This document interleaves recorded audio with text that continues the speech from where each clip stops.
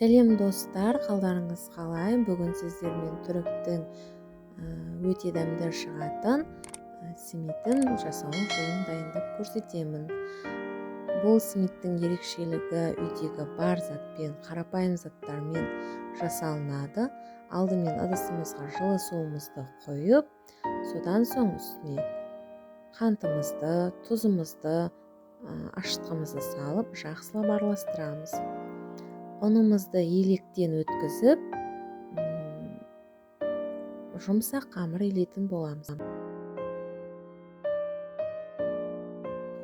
Қамырдың ең соңына қарай үстінен майымызды құйып, жақсылап илеп, үстінен пищевой пленкамен жауып, жылы жерге орап қоятын боламыз. Көтерілген қамырымызды алып, оңай алынады, өйткені ең соңында біз маймен иледік.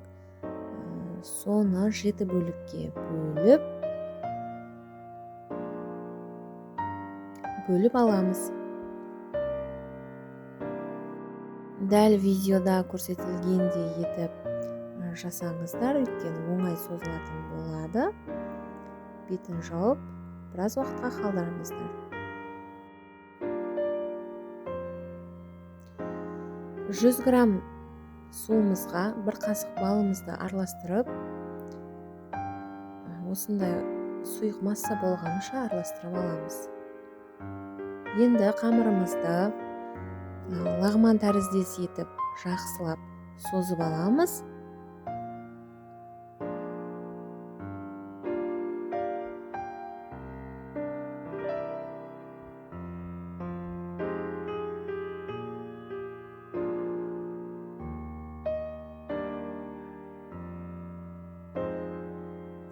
Видеода көрсетілгендей етіп орап шығатын боламыз. Екі басын біріктіріп қоямыз. Және барлығын осылай жасайтын боламыз. Жасап болған соң бетін жауып, 10-15 минутқа қалдыратын боламыз. Енді жаңағы балды суымызға қамырымызды бір батырып алып, күнжетімізге бір бетін жағып, противнімізге жайғастырамыз. Барлығында солай жасайтын боламыз.